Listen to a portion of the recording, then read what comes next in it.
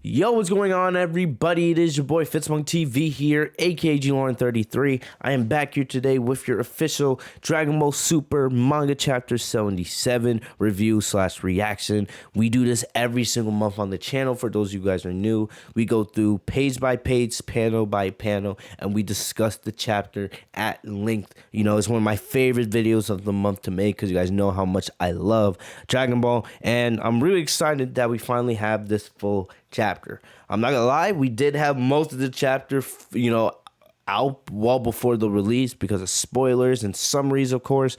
So we already know what's going to happen, especially if you guys saw my videos earlier in the week. You guys know what's going to happen in this chapter. But still, we have the full chapter in front of us now, so we get to get the full content, the full story of what's going on here in the Granolah, the Survivor arc. You guys know the title for this chapter is Bardock, the father of Goku, right? This chapter is mainly centered on Bardock and him meeting Kid Granolah and Monito in the past, and basically the truth of what happened, how Granolah and Monito were saved when Planet Cereal was invaded by the Frieza Force and the Saiyans 40 years ago. And I'm just going to say it off the bat, for those of you guys who may have not been checking out the videos in the past couple of days, right? I love the new Bardock. I prefer the new Bardock over the Bardock we got in DBZ. I'm not saying I don't like the DBZ version of Bardock. I like that character. But I think the DBS version of Bardock is better in my opinion. And I'll make more videos on this in the coming days now that the chapter is fully released. One thing that we have to accept, whether we like this Bardock or not, it's Toriyama's story. And he can do whatever he wants. Remember, Toriyama did not create the Bardock that we saw in DBZ. We know that Toriyama will take elements from stuff that we've seen in the past and then use it in his own works, right? But at the end of the day, Toriyama did not create the Bardock or the Broly that you saw in DBZ, right? The Broly that you see in the Dragon Ball Super Broly movie and the Bardock we've seen in the Broly movie and in this arc, that's Toriyama's version of the characters. So whether we like it or not, we don't have much say here because it's Toriyama's story. He can do whatever he wants with these characters. And I know a lot of people don't like how this Bardock has a direct impact on Goku and the person Goku became, right? But me personally, I absolutely love it. I love that Bardock is, more of a compassionate, more of a gentle, more of a kind person, here in DBS. I love that. Not saying I don't like the old Bardock, but I have no problem with the Bardock we're getting now. No problems whatsoever. And I know some people don't like that because it changes Goku's whole backstory, and people have been talking about, how it kind of messes with DBZ and all that with Goku and Vegeta and their rivalry. That's, if people want to discuss it, that's fine. But, me personally, I don't have much of a problem with that.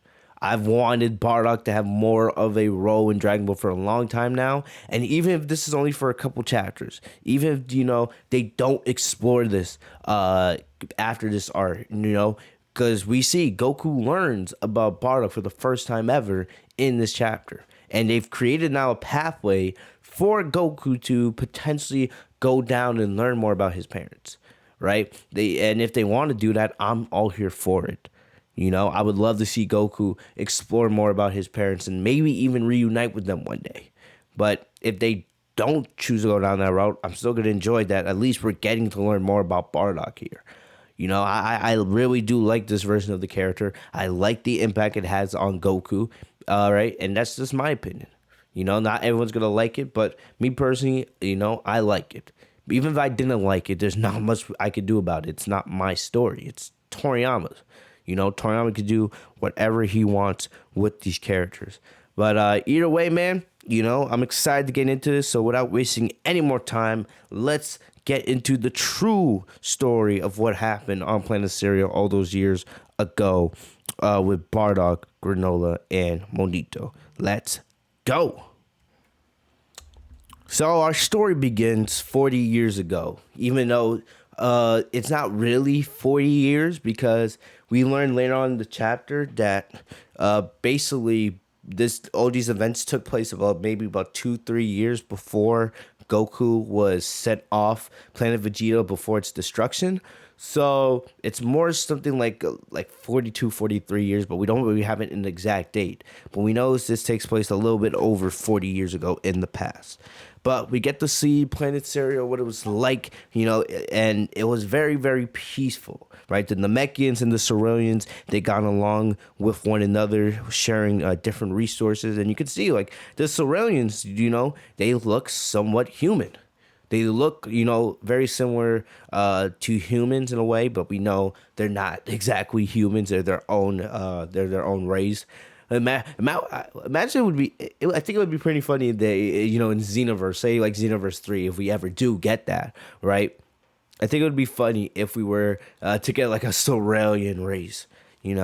But anyway, we see that the Namekian Sorelians, they share resources and they got along pretty damn well, right? And we also have to remember this is Monito. Monito is the one telling the story of the relationship between Namekians and Sorelians in the past, right? Monito says, we Namekians got on well with the Sorelians, living in peace and helping each other out as good neighbors should, right? Until one fateful night lit by the full moon. And then, of course, you can see the Frieza Force coming down, and then a bunch of the Saiyans just landing, a bunch of Saiyan pods landing in the fields where the Namekian Sorelians, grew their crops and, whatnot, right?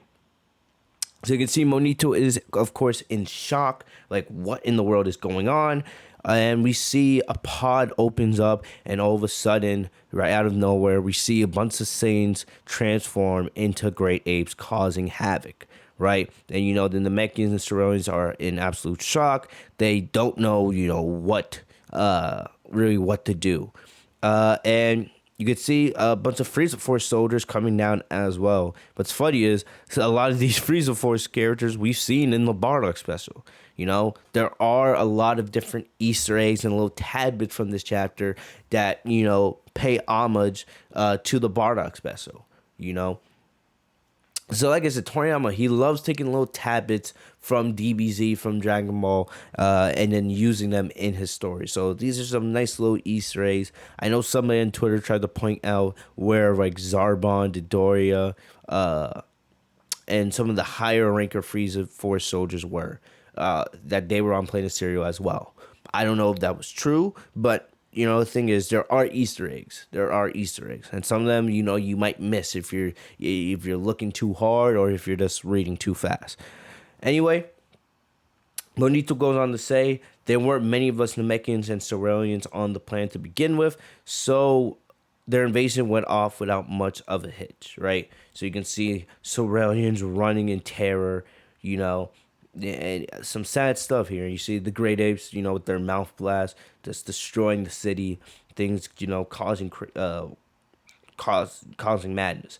This is a sad scene right here. So you see like a bunch of the Namekians, and look at all the Namekian children, man. Like, it's sad, bro. The Namekians always have it bad. They always have it bad. Doesn't matter if it's on Planet Namek, Planet Cereal, right? It doesn't matter what arc. No matter if it's the Frieza arc on Namek, no matter if it's the Moro arc, now the Granolah arc, the Namekians always are getting they're always getting attacked. All they want is peace, right? But they're always getting attacked. So we see here, right, we have this it looks like the Grand Elder, and there's a bunch of Namekian children, right, and, they have nowhere to go, and all of a sudden a bunch of Frieza's Force soldiers just kill them. Very, very, very sad scene. All of a sudden you see Monito, who is heavily damaged, but still alive, right? You can see, look at all the dead Namekian babies. So sad. And then you see the Grand Elder. The Grand Elder's like, the Dragon Ball's Monito, you know what to do. Basically, Monito's being entrusted to protect the Dragon Balls, as he is basically the only Namekian left, right? As you know, so we see Monito, he goes off to escape. But we go back now to the city. We see more Sorelians getting destroyed, great apes causing a bunch of havoc. And then we see a certain great ape, right? A certain great ape that's, on a tower, hanging off a tower or a big building, and look like he's more scouting, right? He's more scouting, and we all know who it is because we see the scar. This, of course, is Bardock in his grade 8 form. We also see a kid running away, and we all know this kid is Kid Granolah. Kid Granolah running away from the city, right, trying to get away. And then we see Bardock as a great ape. He jumps off the building he was hanging on to, and he goes after Kid Granolah. And of course, he follows Kid Granolah to this building, where we get our first look at Granolah and his Kid Granolah and his mom. We see Kid Granolah, falls unconscious out of horror, out of terror, right? And of course, he's a kid. He doesn't expect to be getting attacked by great apes out of nowhere. These big monsters. This is too much for him to handle. So he falls unconscious as we see Bardock looking in. And remember, this was basically at the beginning of this arc, at the very beginning of this arc, back in I believe it was chapter 67 or chapter 68, right? We see Great Ape. We saw a Great Ape looking, because we got that really cool perspective of seeing what Granolah was seeing at that moment, way back at the beginning of the arc. So now, here we are, all these chapters later, nearly basically 10 chapters. Think about it. The Granolah arc's been going on for basically close to a year now, because the Granolah arc officially started at the end of chapter 66, and the first full chapter was chapter 67. Here we are now in chapter 77. Basically, the Granolah arc's been going on now for nearly a year now, right? And now we're finally getting to see what truly happened all those years ago, right? So another cool thing that I want to point out to you guys is, you look here, right? Bardock is scouting. He's not attacking the Ceruleans or the Namekians, right? He's not killing anybody. It's like he's more just scouting, making sure there's nothing weird going on, and I'm not saying here that Bardock's, the best, the most noble guy ever, because we know Bardock had to kill millions and millions of people over all of the missions he did over the years while the Saints were working for Frieza, right? Bardock has blood on his hand. If you guys have ever watched Black Widow, right, I have a bunch of red in my ledger. Bardock, is no innocent man, right? It's not like he's never killed anybody, but the fact is, while everyone's, destroying the rest of, the planet, the fact that Bardock's not in battle, he's just more sitting off the tower scouting, I feel like, that's an underrated moment. It's an underrated moment. It shows more that Bardock's different than the rest of the Saints. I think that's the big thing. He's different. Right, and we've heard in interviews with Toriyama in the past that Bardock and Gine, they're not your normal sane couple. They're much different. So we see Bardock. He goes, and we get to see Bardock look into the house, looking at Granolah and his mom, right? And then we go back into the city, and we get to see more great apes and more fighting more of the Ceruleans, right? And we see that one of the Ceruleans points out the moon. Aim for the moon. That's the key to stop the great apes. Destroying the moon will cause the great apes to no longer be in the great ape form. I don't know how they were able to figure out that was the key here. It's not like they had any intel really on the Saiyans, unless they had some other source of information that we just don't know about. Like, how did this Cerulean know aiming for the moon would be the trick, right? Would be what was needed to stop the great apes. I don't know. But anyway, it's just a minor detail. But we see as this Cerulean, whose name is Flock, right? Flayk. We'll call him Flock, right? He's aiming for the moon. We see the great ape notices that and hurries to stop Flock. But we see Flock is able to get his attack off in time. And not only does the blast hit the moon and destroy it, it also hits the Saiyan right in the forehead and causes a big scar. And we know this is how this Saiyan would be Leak, right? This is how Leak got his scar. You know, we know he's very close with Bardock. So we get nice little Easter egg. We get to learn how Leak got his scar, the scar he had in the Broly movie, right? And I'm not gonna sit here and speculate. I don't know, but if I had to give a guess, just a random guess, right? I feel like there's potential that this could be Granola's father. We know that Kid Granolah is able to run off and reunite with his mom, but we never see or hear anything about Granola's father. We don't know where he is. We don't really know what he looks like. But, I don't know. I see a little bit of Granolah in him. I see a little bit of Granolah in him. So I wouldn't be surprised. I would not be surprised if this ended up somehow being, being Granola's daddy. We may never find out. Not that we really need to find out, but it just like I see the resemblance. Plus, if you see the pose he's doing right here, right, the pose that he does to crush the moon, it's the same pose that we saw Granolah using to charge up that attack he was going to kill Vegeta with back last chapter. So that is a similarity. So I don't know if that's just something that all Ceruleans do, or this, maybe this person, is indeed Bardock, or indeed is Granola's father. Maybe. I don't know, but I wouldn't be surprised, okay? I wouldn't be surprised.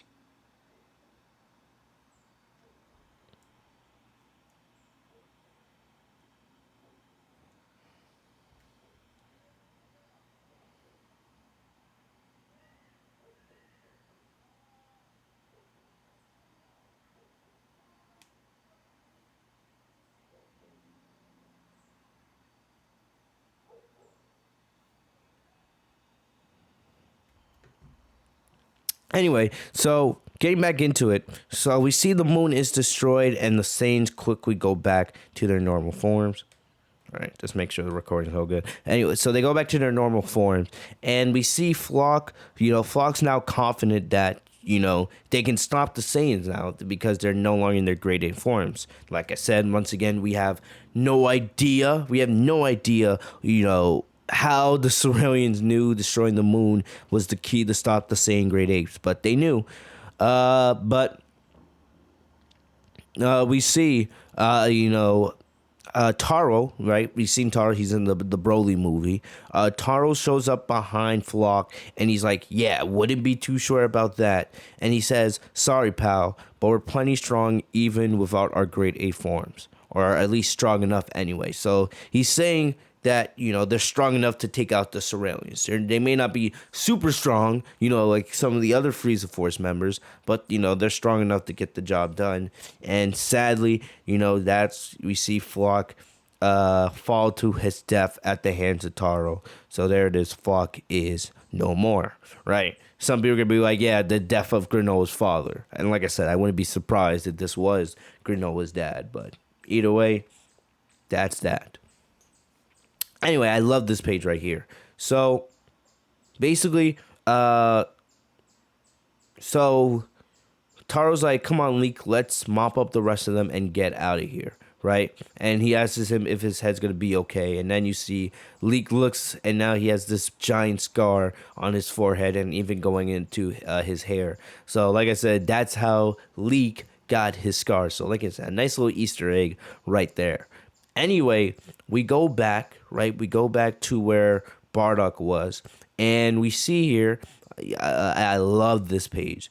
We see here, Granola's mom is sitting there in terror, right? Because now she has a Saiyan standing before her, and she doesn't know if he's here to kill her and Granolah. She doesn't really know his intentions. But we get to this really cool panel, and I love the shading here, right?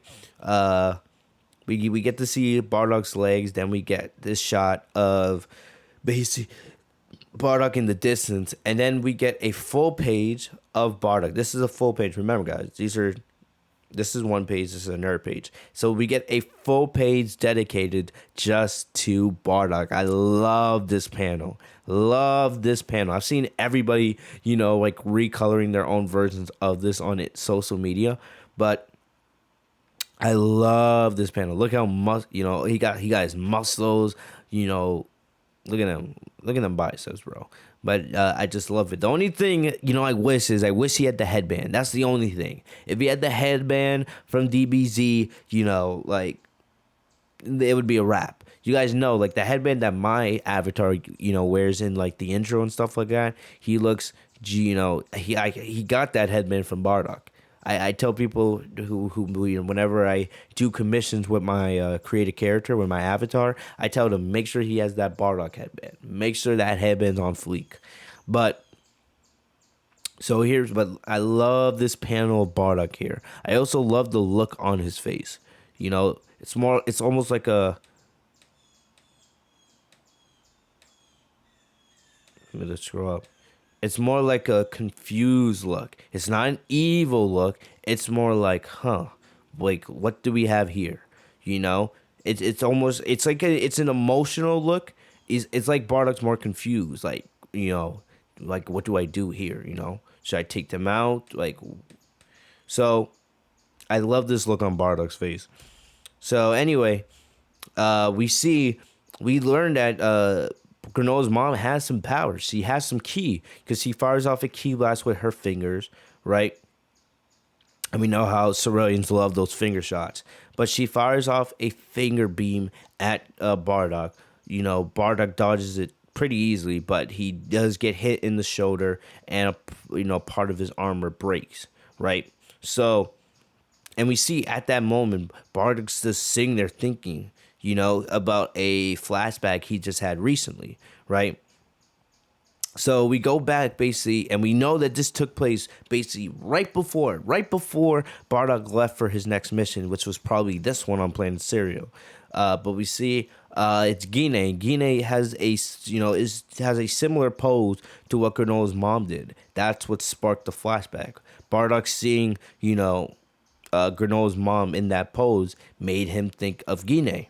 So, Gine is kind of scolding Bardock because Bardock missed their son's birth, right? He was most likely on another mission and had just gotten back to Planet Vegeta now, but he missed, the birth of who would end up being Kakarot, aka Goku. So Bardock missed the birth of their son. And Gina's like, do you have any idea how many months it's been? I do want to say real quick, it's great. It's fantastic to see Gina here, of course. We all love Gina. So good to see her.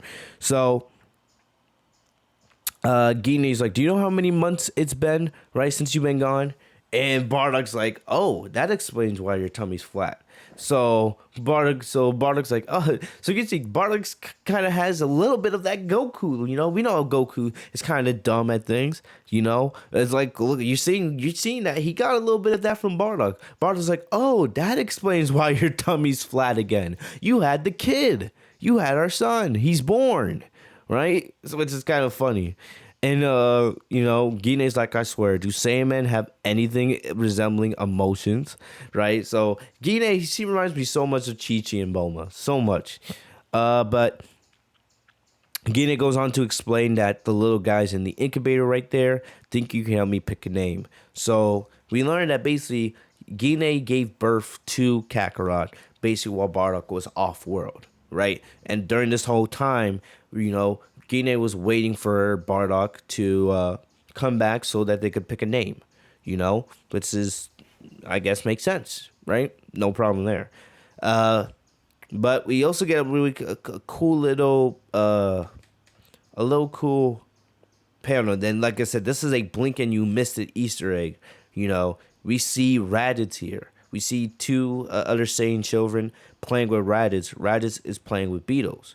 right? We don't exactly know what they're doing with the Beetle, but it's this is for Raditz fans out there, this is pretty cool. I like this. I like this. You can see here Raditz's hair is short. We know that Raditz's hair, probably grew much longer, right, as the years went on.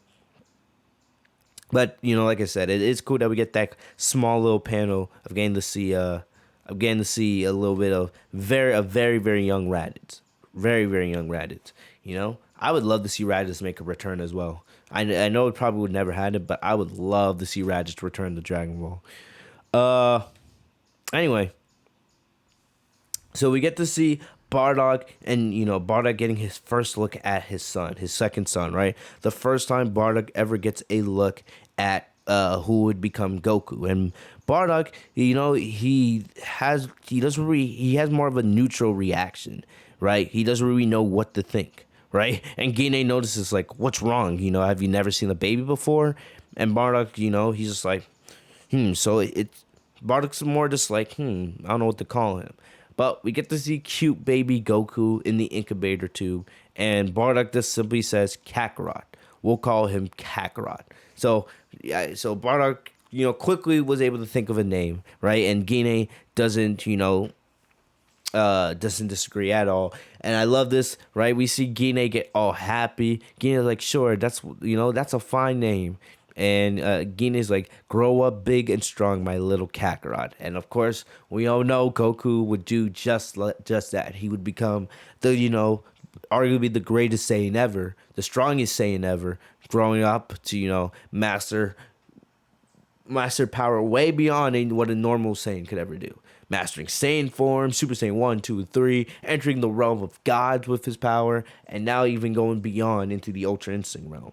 So Goku, definitely fulfilled his mother's wishes.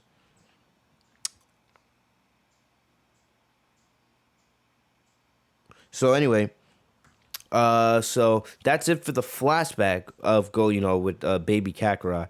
But we go back now to Bardock and Granola's mom, and Bardock just really doesn't know what to think. He doesn't really know what to do. It's like he's seeing Granolah and he's seeing Kid Granolah and his mom here, and he knows as a Saiyan he's supposed to take them out. This is a mission. The mission is to destroy everybody on the planet, right? But Bardock's having second thoughts. He doesn't want to kill Kid Granolah and his mom. He doesn't want to. Just seeing her like that is reminding him of his own son and his wife. So Bardock's sitting here there like, damn, I know I'm supposed to do one thing, but I don't really want to do it. I can't bring myself to killing these two. I can't. So we see Leek, Leek using the scouter was able to find Bardock's location, right? And Leek says, we were looking for you. The mission's done and we have orders to pull out, right? And Bardock says, is that so? Then you head home without me, Leek. I'm sticking around to check for survivors, right? So, remember, importantly, Bardock's supposed to kill the survivors he finds. But more, Bardock had more of an interior motive. He would end up saving survivors, doing the exact opposite. So, Leek's like, very well, sir, but try to be quick about it. Word is Frieza will be here soon. And Bardock's like, good to know. So Leek heads out. And it's funny here, Bardock doesn't say anything about, the scar he has on his forehead. But anyway, Leek heads out, and that's that. We do get another little Easter egg here. We see Bardock put on his scouter. Right? This is the first time we've seen Bardock use a scouter in Dragon Ball Super. He didn't wear a scouter in the Broly movie at all, right? So for those of you guys who love Bardock from DBZ, we know in the Bardock special he does wear a scouter for most of that movie. But yeah, pretty cool seeing Bardock here with the scouter.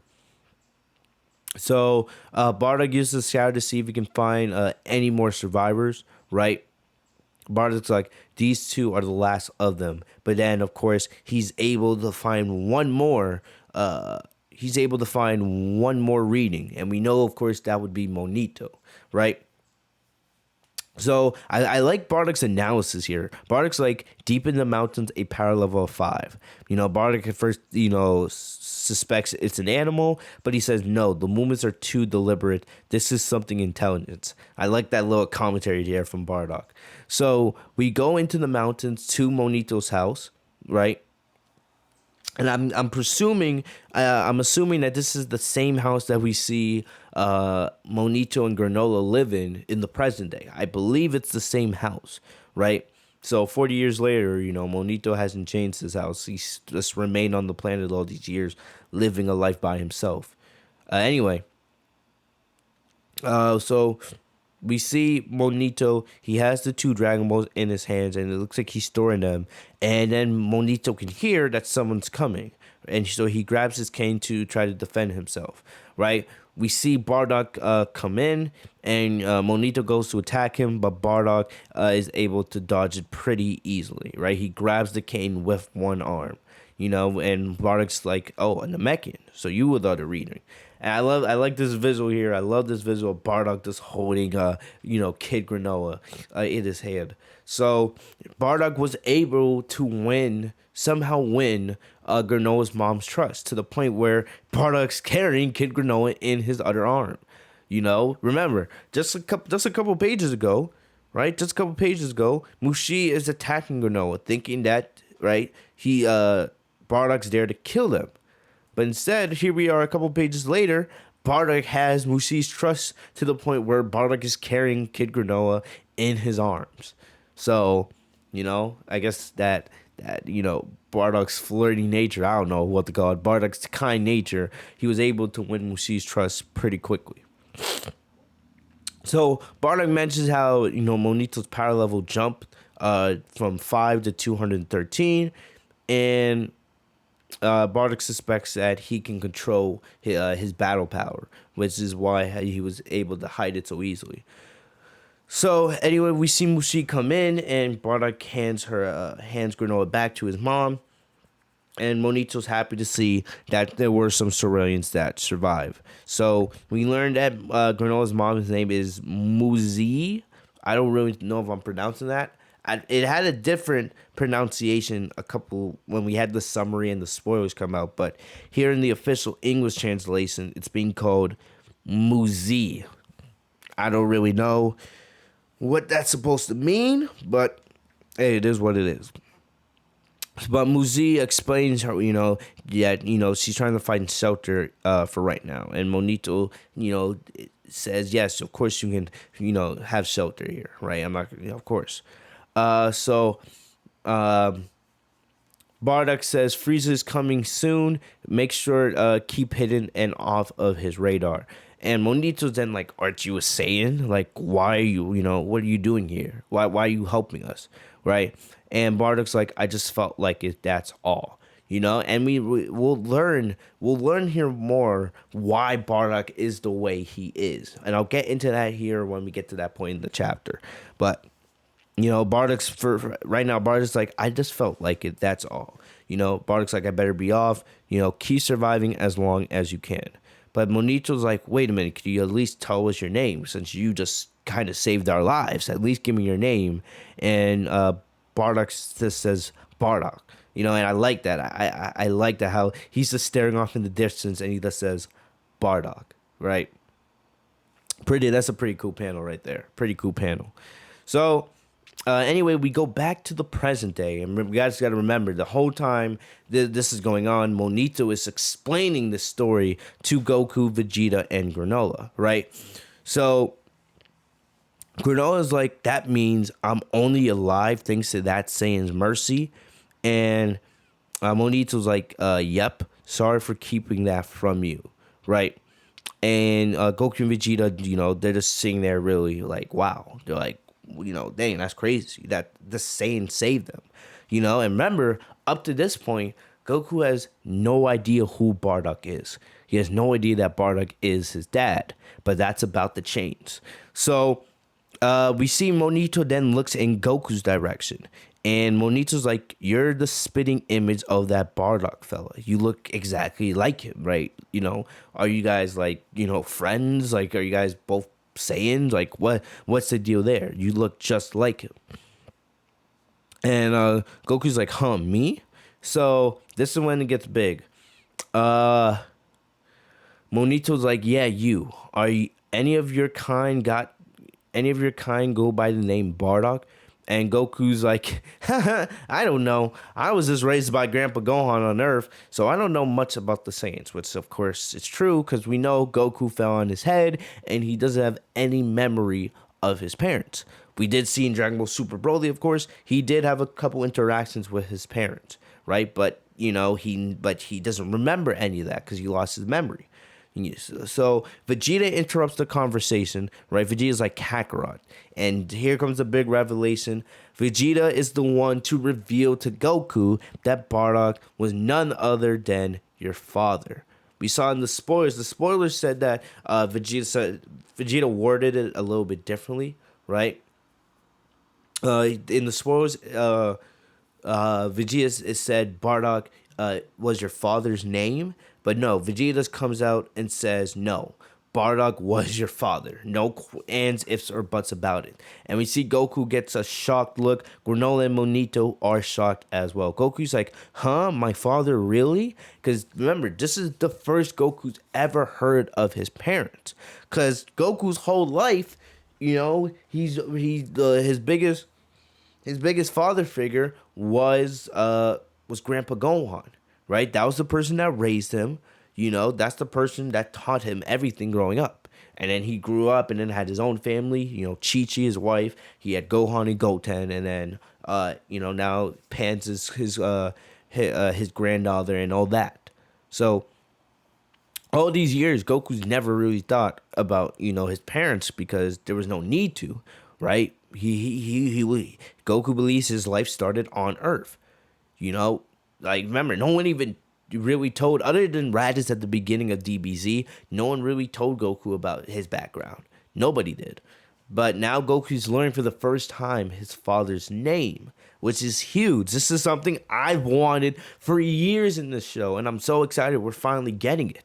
And I'm really, really, really hoping that, they go further into this, either after this arc or, I really want Goku to become more interested in his family. I really want that. So Vegeta knew the entire time. So the entire time since the day Goku and Vegeta met, way back at the beginning of the Saiyan arc, Vegeta has known all these years that Bardock was Goku's father, right? He's known that, It never came out of conversation probably because Goku never asked. Goku never really had any interest in his parents because, like I said before, he looked at Grandpa Gohan as his father figure because Grandpa Gohan was the guy that raised him, right? So to Goku, there's no need to ever know about my parents. But now, Vegeta probably could have gave him a lot of this information if Goku had just asked. But Goku never had any care to ask, and why would he? Why would he ever need, truly need any care to ask? Makes perfect sense. Right? So, Goku's in shock. He's like, wow, really? That's my father? Right? And Monito's like, what a twist of face. You're the man's son then. Right? And Granolah is like, this is the son of the one who saved me. So big revelation for Granolah, for Monito, and of course Goku. Goku learning, who his father is, right? Finally learning the name of his biological father, right? And Monito in shock, damn, your father saved me all these years ago. And Granolah, right? The guy Granolah has been trying to kill for the last 5 or 6 chapters. Now he's learning that his father saved him all these years ago. But since he didn't know that, he's been trying to, take out Goku and Vegeta, So, yeah, like I said, very, very crazy stuff. So Vegeta reveals to Goku that Bardock is his father. Bardock was none other than your father.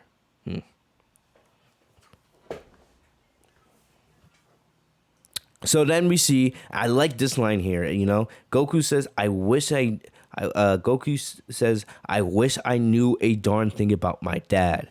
but I can't say that I do. You know, so that's new, right?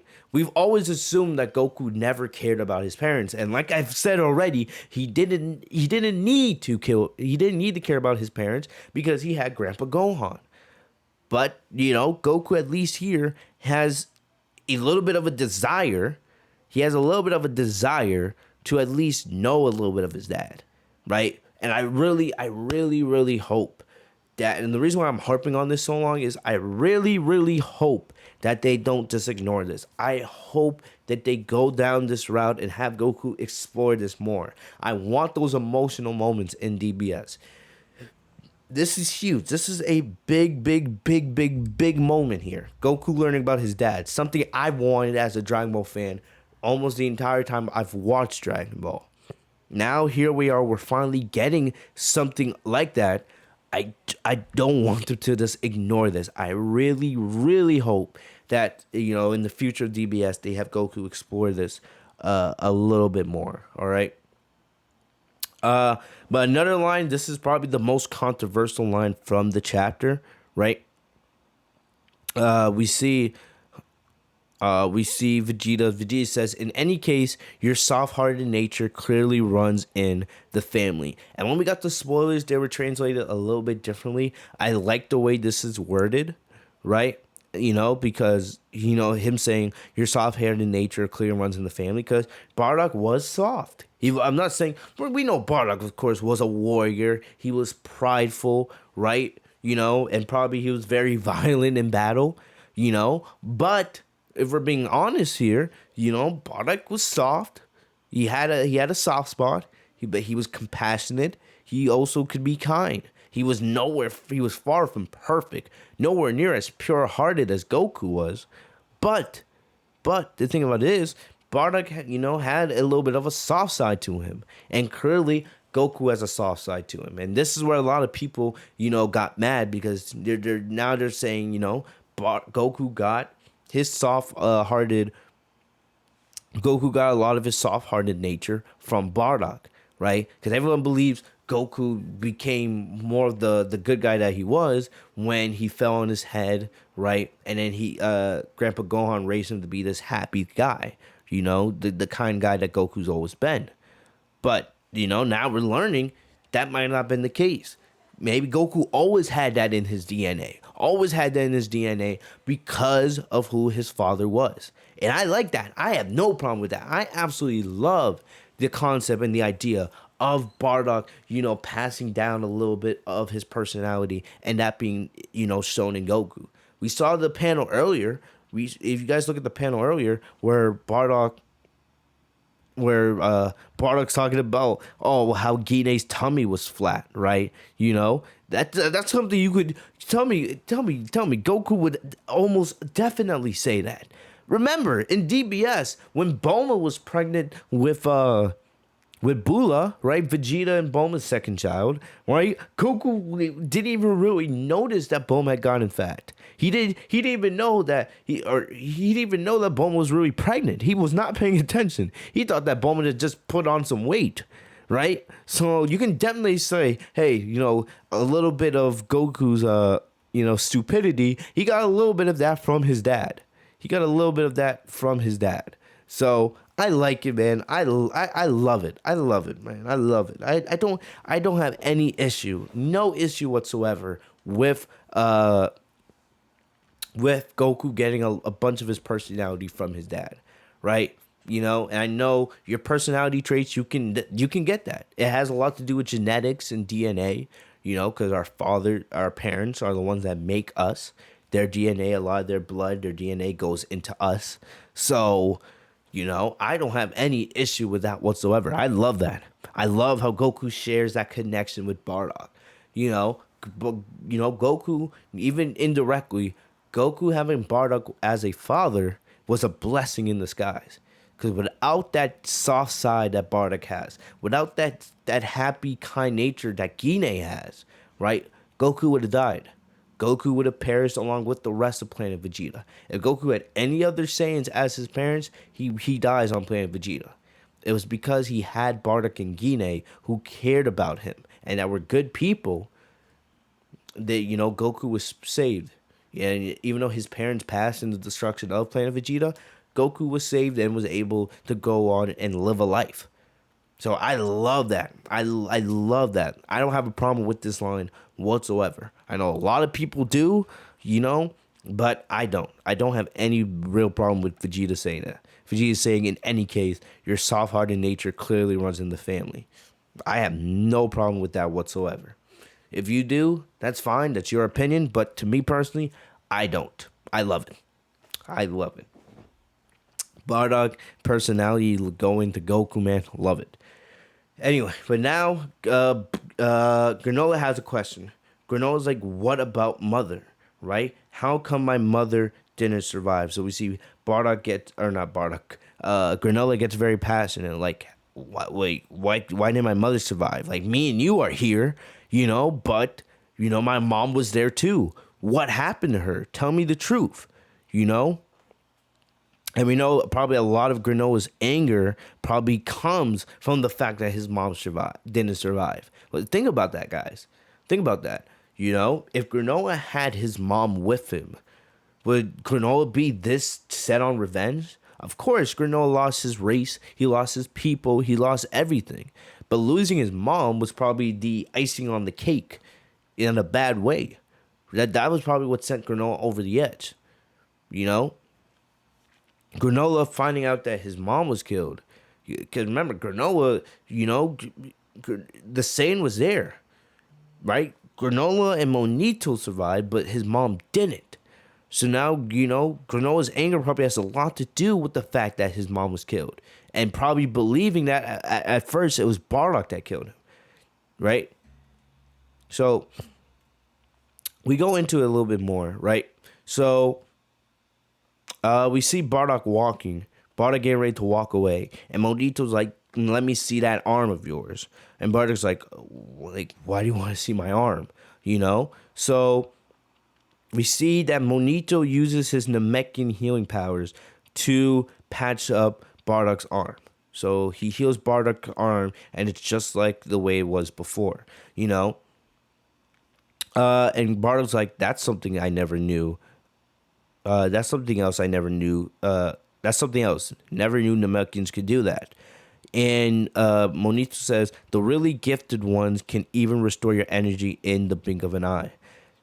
Takes me all I've got to heal up a little scratch, though. So, and of course, we learn here, basically, this has something to do with Dende. We know that Dende, he has healing powers, and we know that Dende can also restore energy. So, basically, we learned that Dende is actually one of the most talented Namekians, right? It's also a blessing that the Z Fighters came to know Dende. It's a blessing, because without Dende, there's no way that Gohan, Krillin, and Vegeta make it as far as they do during DBZ against Frieza.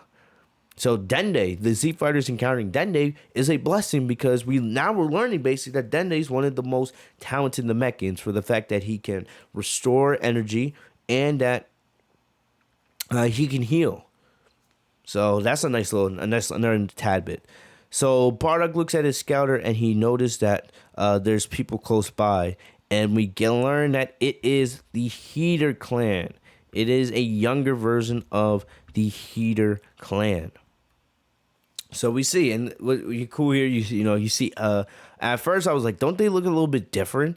And you look, it's because Alec doesn't have his beard, So the Heater clan, they look much younger here, right? Alec does have his facial hair, his little goatee, and the rest of them had look a little bit different. They definitely look younger here. So we get to see a young version of the Heater clan. And Bardock knows who they are. Bardock's like the freaking Heaters, right? So Monito asks Bardock, like, who are they, right? And Bardock's like, they act as intermediaries for planets that Frieza's conquered. Simply put, they're brokers, right? They're brokers, right? Pretty simple. So Bardock's like, guess they set their sights on this planet, So Alec's like, perfect. The Surroundings and the Namekians are out of the picture. And Alec's like, get the word out to the Sugar Aliens and start negotiating on it. Start negotiating on a price. And remember, we do know that the Sugar Aliens were the ones that would end up buying the planet from the Heater Clan. So Alec's like, once we spruce the place up, I won't sell for less than 100 billion pool. So you could translate that into whatever you want, but clearly that is a whole lot of space bucks, and kind of makes sense a little bit because these are planets. It's not like selling cars or houses like that. You know, dudes are selling whole planets out here. Uh, so gas or not gas, that's oil. Oil's like, what about the cut for Frieza's army, right? And Alex like toss him a tenth of the total, which is still a lot. But remember, it was Frieza's army that was the one that came out and wiped out the Sorelians and the Mechians, you know. But anyway, you guys are seeing here the Heater Clan. They're really smart at business. You know, they're coming in and basically taking up a lot of the profits for themselves. So Alex like, most of Frieza's people are just in business for the carnage, right? Battle crazed diehards without the brains to know a planet's true value. So Alex goes disrespecting the Saiyans right in front of Bardock.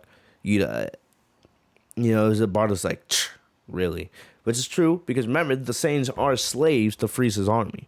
So Alec does make a point. You know, they're not really, the Saiyans are business people. There's warriors. They're crazy warriors. But anyway, Alex like, as long as Frieza himself doesn't catch on, we're golden. Unlike his goons, he got brains and a power level that's off the charts. We better watch our step. And then we see a younger version of Gas. Gas like, one day we'll reign supreme over Frieza's army. So you can see, even 40 years ago, way before this arc even began, 40 years ago, the Heater Clan, right, they wanted to reign supreme over Frieza's army. You know, it does make you wonder, what were the Heater Clan doing these last 40 years? Because 40 years is a long time, right? In our society, that's about half of a person's lifespan. So what were they doing for all that time? What were they doing? Anyway, as Bardock and Monito are, on the lookout, Granola's mom's like, what's going on? So Alex says that the Heaters won't triumph over Frieza with might, but with wits, wealth, and intel, our day will come eventually. So Alec, once again, he believes more in like financial information. He feels like the person with the most information will be the one to be the strongest in the universe. It's not really all about power. Alex like, the Heaters are destined to serve that nasty lizard forever. So Bardock in his head is thinking, oh, so they're plotting to betray Frieza. All of a sudden, we see Kid Granolah. He wakes up, right?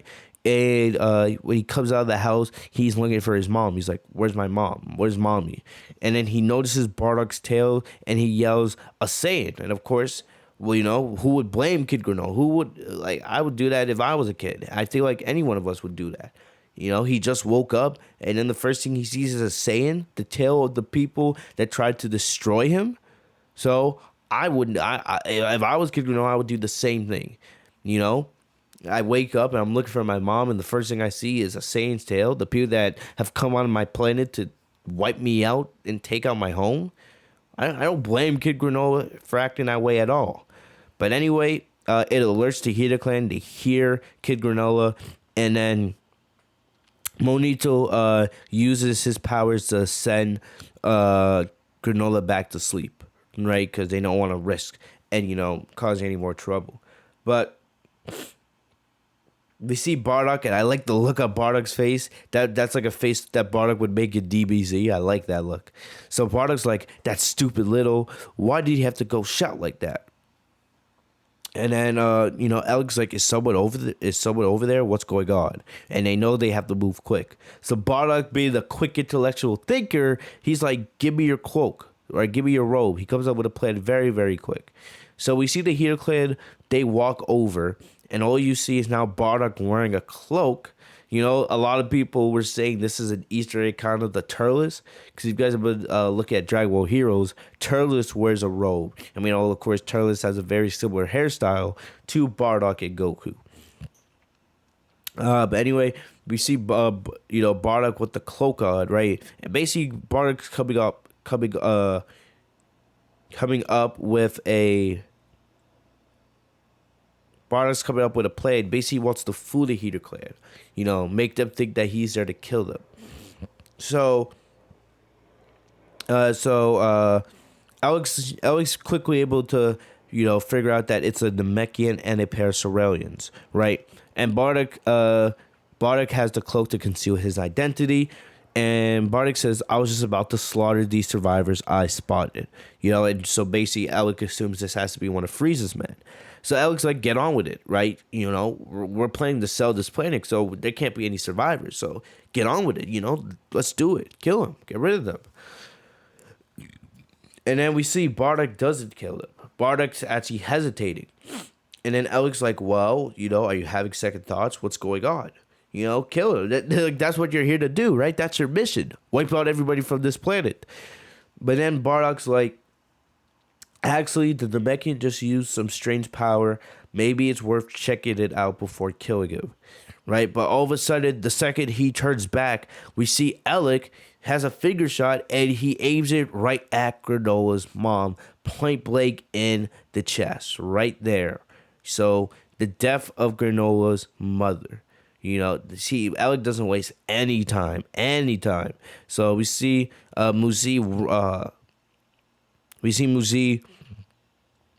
fall over, and basically C is very, very close to death.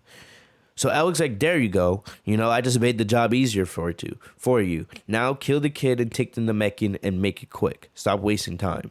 But we see Bardock is angry, right? He's angry that here's somebody that he was trying to save, and then Alec just comes over, the Heater Clan just come over, and now they're just taking people out, right?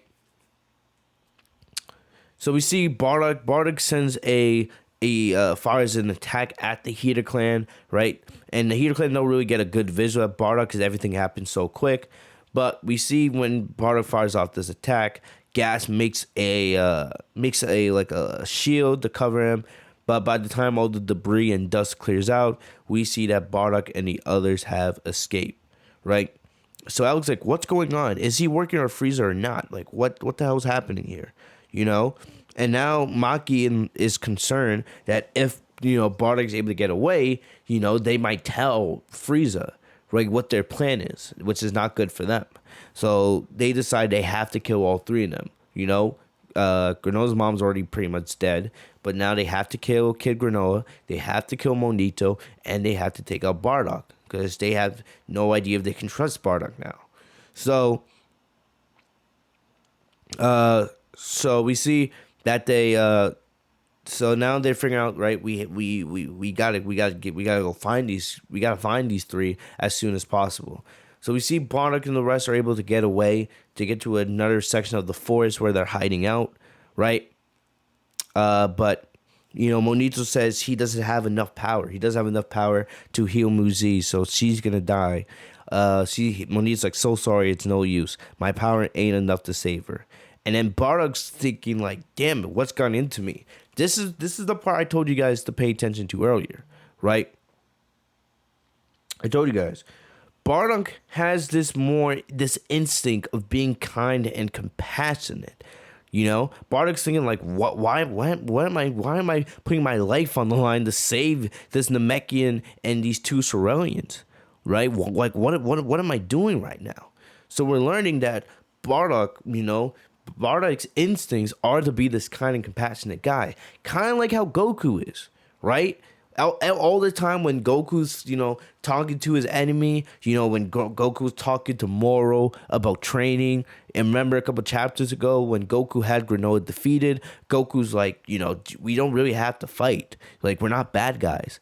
Bardock has this instinct really just to kind of be kind and compassionate, even though he knows he's not supposed to be. He's supposed to be a Saiyan. He's supposed to be a savage. He's supposed to be a warrior. He's not supposed to be like that. But we know Bardock and Gine are different than other Saiyans. Toriyama has told us this himself. And then here, you know, you look at that, that's something, that instinct got passed down to Goku. That instinct got passed down to Goku. And Goku, you know, developed that kindness, if that makes sense to you guys. Right?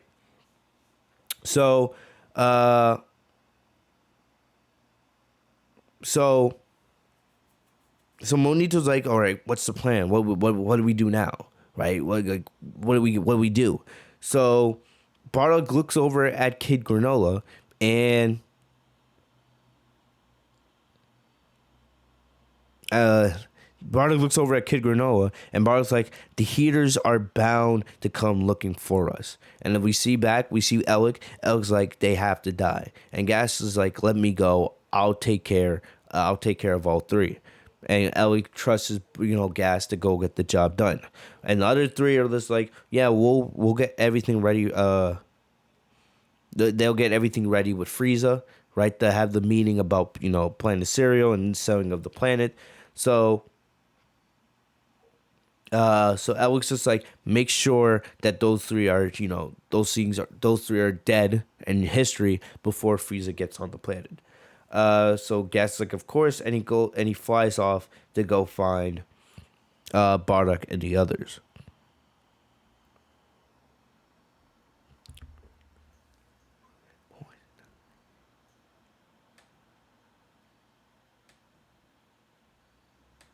Just making sure my friggin' camera's still working. Anyway, so we go back to the present, right? We go back to the present. You can see Gas's hair's gotten a lot longer since then, right? You can see his hair's kind of short here, but now he has a lot more hair here in the present. So we see Gas, Gas is looking out at Plate of Cereal.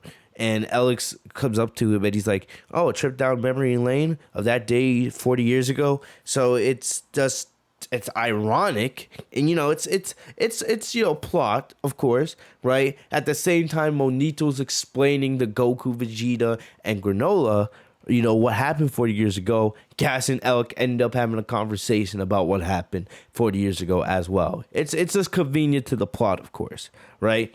It's a coincidence for the plot. But anyway, Elec's like, sure. The one you fought back then was a Saiyan, right? And Gas is like, yes, I get it. In a way, your own revenge is tied up in all this. And Gas is like, I will not suffer such indignity ever again. I have grown strong. Elec's like, you sure have, but never hurts to have insurance. And then we see Mackie telling the pilot to step it up. We have to grab that second Dragon Ball. So basically you're saying, and that's the end of the chapter. So we see the Eater Clan, they now have one Dragon Ball, right? And I remember correctly, one of the Dragon Balls were at Monito's house. I don't know, they probably got scouted after Granola's wish, of course. So there's no way any of the Dragon Balls are at Granola's house anymore. They're probably going to differ part of the planet.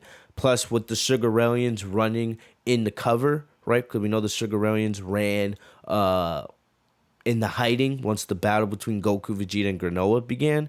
The city's vacated at the moment. The city was evacuated. So it's probably going to be pretty easy for them to find the second Dragon Ball, right? So the Hida Clan are gathering the Dragon Balls. We don't really know what their wish would be, but we do know that, they have, some insurance here with the Dragon Balls in case they need to make a wish. But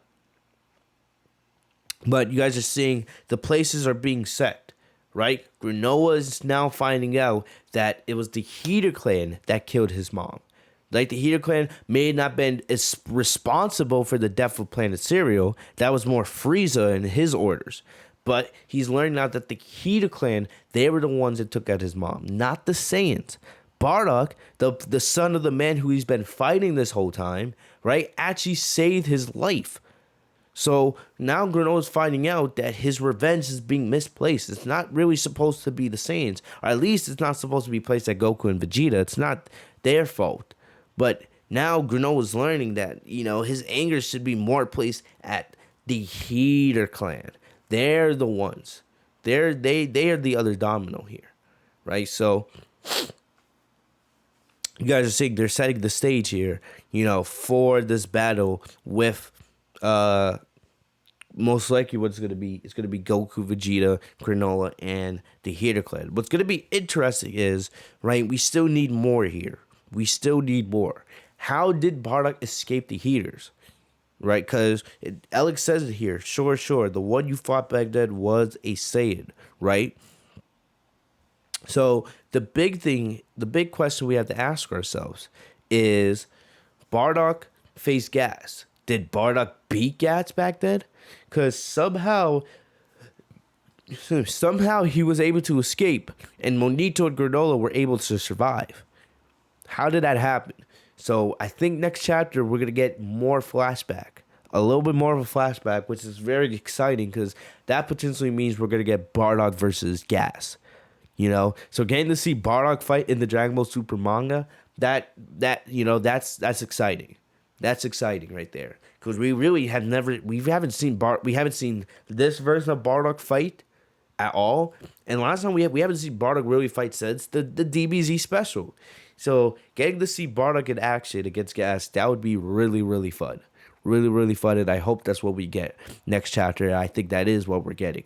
I think next chapter we're going to see Bardock versus Gas and learn how Bardock was able to escape, if he was able to defeat Gas, or if he had some kind of strategy where he was able to get away from the Heater Clan, right? And then was able to help Granolah and Monito get away where the Heater Clan were able to track them.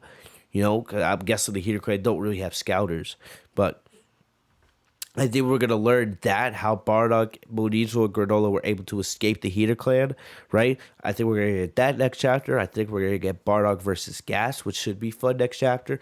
I also think we're gonna get to see Granolah's reaction, because we did get to see Granolah's reaction to learning how his mom died at the hands of the Heater Clan. We're gonna get that next chapter. I think Granolah is gonna be pissed. Granolah's anger is no longer going to be really directed at Goku and Vegeta. He may still want revenge on Frieza, of course, but before anything, he's going to want revenge on Elec and the rest of the Heater Clan for killing his mom.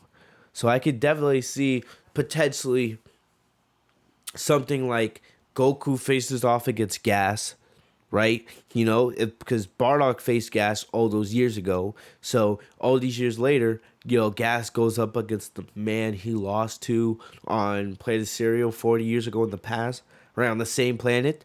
So I feel like that could be cool, right? Bardock versus Gas happened in the past. Goku versus Gas takes place in the present, right? Like father, like son. That could be pretty cool. And maybe Granolah goes after Elec, potentially, and then maybe Vegeta faces off against the rest of the Heater Clan. I don't know.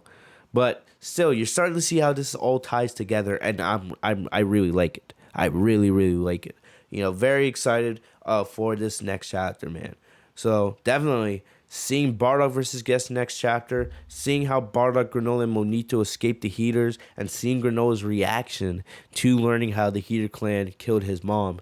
Those are three things for Dragon Ball Super Manga Chapter 78 that we have to be on the lookout for, and I'm wicked, wicked excited for that. This was another great chapter. I'm gonna come out and say it. I think so far the Heater Clan, or not the Heater Clan, this arc has been my favorite arc in DBS. It hasn't been perfect, of course, but for me personally, I've really enjoyed this arc. So I think depending on what happens now in these later stages, as we get the Heater Clan versus Goku, Vegeta, and Granolah, I really do think this could end up being the best arc in DBS. I'm really enjoying it. I know not everyone will. Everyone has their own opinions on it, but I am excited to see where this goes. I am enjoying the story. I'm enjoying how this has to do with Bardock in the past and how the past affected the future. Like, I'm enjoying the story. I really am. So we'll see what happens next chapter. But in my opinion, this has been pretty damn good. pretty damn good. But let me know in the comment section what you guys think. Did you guys enjoy the chapter? Let me know your ups and your downs. But if you guys enjoyed the video, if you guys enjoyed the the review or reaction, man, leave a like on the video. Subscribe, you guys are new to the channel, by hitting the big red button right next to my name, Fitz TV, and the bell so you guys are notified every time I post a new video. Follow me down on social media if you guys want to talk Dragon Ball, anime, sports, wrestling, all that good stuff. Talk to me down there on Twitter. Thank you guys for everything once again. I'll have more Dragon Ball videos, more Dragon Ball Super manga videos out. Because there's a lot of cool stuff to discuss from this chapter. But outside of that, that's about all I got for you guys today. I'll see you guys later. Peace.